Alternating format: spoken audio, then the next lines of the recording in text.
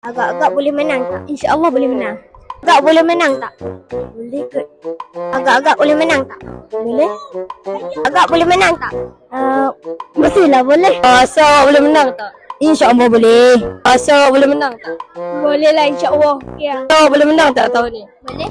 Assalamualaikum dan salam sejahtera. Saya Imanati PSS Aceh. Hari ini suasana di sekolah kita sungguh luar biasa. Lihat dari belakang saya, ratusan murid sedang bersiap sedia dengan semangat yang membara untuk kejohanan mentas desa peringkat sekolah bagi tahun 2026. Jom kita lihat kemerahan mentas desa hari ini. Hidupmu pada mulu, buang-buang waktu menyanyi sama aku.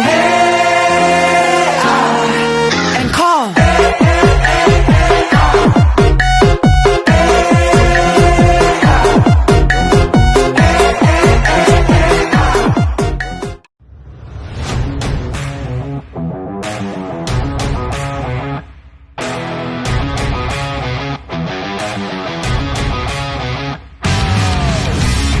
Apa perasaan kamu selepas menang kejohanan pentas desa hari ini?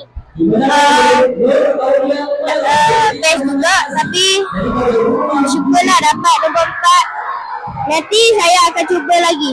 Apa perasaan kamu selepas menang kejohanan pentas desa hari ini? Saya rasa sangat happy. Apa perasaan kamu selepas menang kejohanan pentas desa hari ini? Saya rasa seronok sangat. Apa perasaan kamu selepas menang kejohanan pentas desa hari ini? Saya rasa gembira dan saya seronok, happy dapat memenangkan kita dalam pentas desa. Apa perasaan awak selepas menang kejohanan pentas desa hari ini? Saya rasa sangat gembira dan saya rasa sangat gembira. Apa perasaan kamu selepas menang kejohanan pentas desa hari ini? Gembira. Apa perasaan kamu selepas menang kejohanan pentas desa hari ini? Rasa macam seronok, tak sangka saya dapat menang. Apa pun yang menang, yang penting adalah semangat kesukanan. Syabas diucapkan kepada semua warga sekolah yang menjayakan program ini. Sekian laporan daripada saya, Iman untuk PSS Aceh. Kita jumpa lagi di acara yang akan datang. Badan tugas minda tugas.